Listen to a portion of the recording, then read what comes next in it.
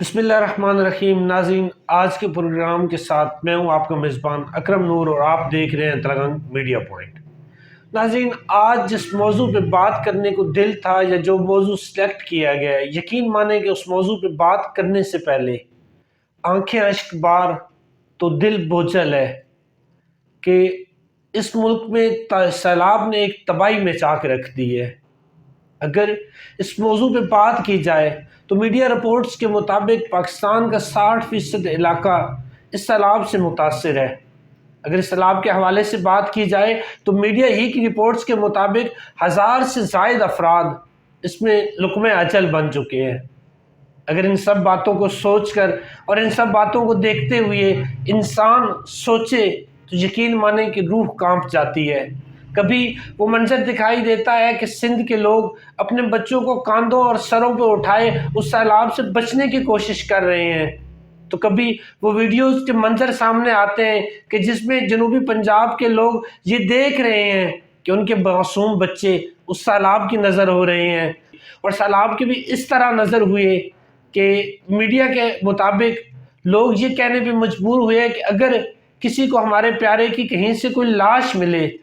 تو وہ اس کو خدارا امانتاً دفنا دے، کہ اس وقت ہمارے پاس اپنے پیاروں کو دفنانے کے لیے خشک جگہ نہیں ہے۔ ناظرین، ان سب باتوں کو سوچنے اور دیکھنے کے بعد صرف ایک بات جو ذہن میں گونجتی ہے، جو دل و دماغ میں گھر کرتی ہے کہ اب تک ہم لوگ کیا کرتے رہے، اب تک ہمارے حکمران کیا کرتے رہے۔ اگر اس بات کو سوچیں تو یقیناً اس بات کو سوچتے ہوئے حکمرانوں کی بے حسی آپ پر عیاں ہوگی کہ پچھلے 75 سال میں اس ملک میں کوئی ڈیمپ نہیں بنایا گیا،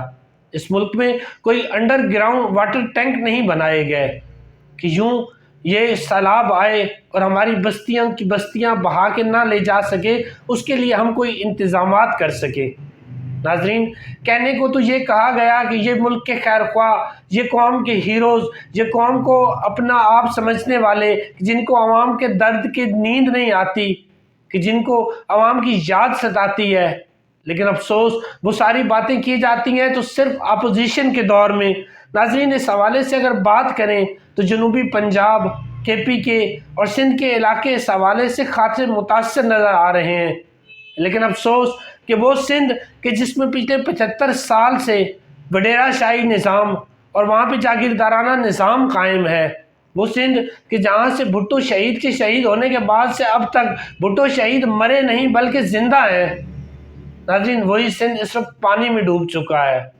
اور اس سندھ کے حکمرانوں کی بات کی جائے تو حکمران جماعت پی پی پی کہ جو الیکشن کے دور میں اپنے لیے ووٹ خریدنے کے لیے اراکان اسمبلی کو تو کروڑوں دے سکتی ہے، لیکن جب بات آتی ہے غریب عوام کی تو پی پی کا موقف یہ آتا ہے کہ وہ امداد مانگ رہے ہوتے ہیں عالمی دنیا سے۔ اگر اس حوالے سے بات کریں، جو حکمران جماعت اس وقت پاکستان پر حکومت کر رہی ہے نون لیگ، تو اس کے وزراء اس وقت بین الاقوامی کانفرنس میں مصروف ہے۔ اس ملک کا وزیر اعظم ایک بین الاقوامی دورے پر گیا ہوا ہے۔ اگر میں یہ کہوں تو یہ غلط نہ ہوگا کہ بلا شبہ جو لوگ اس وقت ملک کے حکمران ہیں، جو اس وقت اس قوم پر حکومت کر رہے ہیں، ان کو اس قوم کا کوئی خیال نہیں۔ اگر یہ کہوں تو غلط نہ ہوگا کہ جن کو اپوزیشن میں رہتے ہوئے اس عوام کی یاد اس قدر ستاتی تھی کہ ان کو نیند نہیں آتی تھی،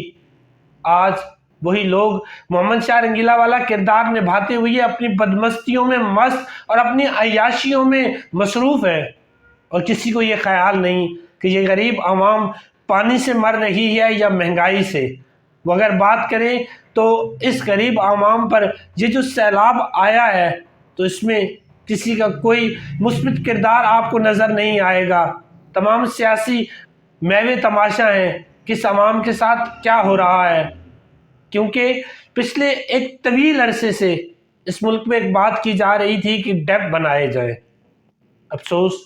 کہ یہ ڈیم بنانے کی بات صرف زبان تک رہی، اس میں فنڈ بھی اکٹھے کیے گئے تو صرف اپنے مفادات کے لیے، اس میں فنڈ اکٹھے کیے گئے تو صرف اپنی جیبیں بھرنے کے لیے، لیکن عملی اقدام کہیں نظر نہ آیا، اور وہی عملی اقدام نظر نہ آنے کی وجہ سے آج حالت اظہار یہ ہو چکی ہے۔ ناظرین، کالا باغ ڈیم کے حوالے سے بات کی جائے تو سب سے منفی کردار آپ کو ANP کا نظر آئے گا، کہ جس کا کہنا یہ تھا کہ اگر کالا باغ ڈیم بنایا گیا تو ہماری لاشوں پہ گزر کے بنایا جائے گا۔ آج غریب کی لاشیں پانی میں تیرتی ہوئی ان کو نظر نہیں آتی، لیکن اگر کالا باغ ڈیم بنے تو وہ اپنی لاشیں تک پیش کرنے کے لیے تیار ہیں۔ آج ان لوگوں کو غریب کی یاد نہیں ستاتی،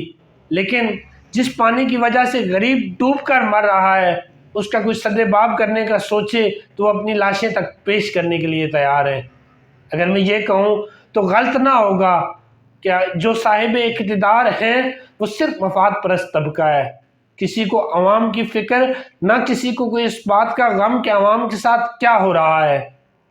اگر بات کی جائے اپوزیشن جماعت PTI کی، کہ جو اس وقت ایک کافی مضبوط حیثیت رکھتی ہے، تو ان کا کوئی خاطر خواہ کردار آپ کو نظر نہیں آئے گا۔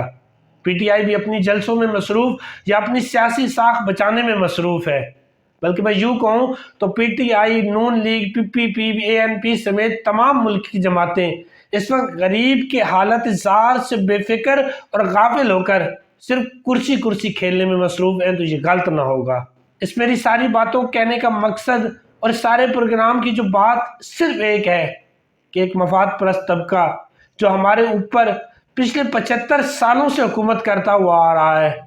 ان کو اپنے سر سے اتارنے کا وقت ہمارے پاس آتا ہے۔ ہر 5 سال بعد ہمیں وقت دیا جاتا ہے کہ ہم وہ حکمران منتخب کریں جو عوام کا خادم بنے، لیکن افسوس شاید پھر وہی لوگ برسر اقتدار آتے ہیں کہ جو اقتدار میں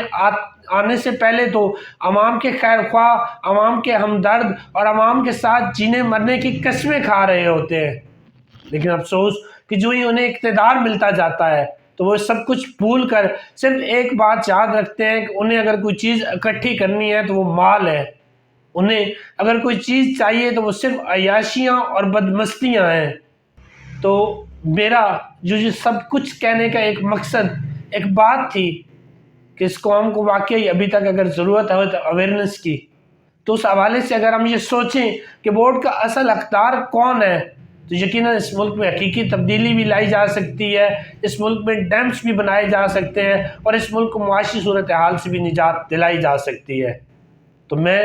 آخری بات صرف یہ کہوں گا کہ خدا را اس دفعہ جب ووٹ پول کرنے جائیں تو اپنے مفادات کو بالائے طاق رکھتے ہوئے اس ملک کی حالت زار پر رحم ضرور کیجیے گا۔ والسلام۔